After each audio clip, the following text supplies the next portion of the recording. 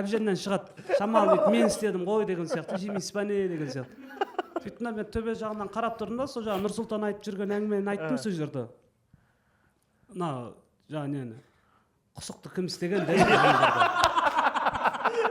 мен өз жерде жігіттер мен өз жерде тамақты неғған жоқпын көрген нәрсемді айттым мен шынымды айтайын ол жерде бір тамақты өйтіп кемістіп бір анау поварды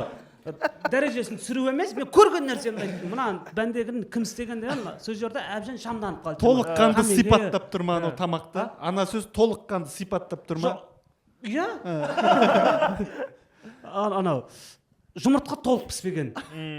анау колбаса мен жұмыртқаны не қылатын болсаң бірінші колбасаның қуырылғаны сәл көріну керек та ана колбасаның денесіне сәл май тигені болмаса ісіну керек қой иә сәл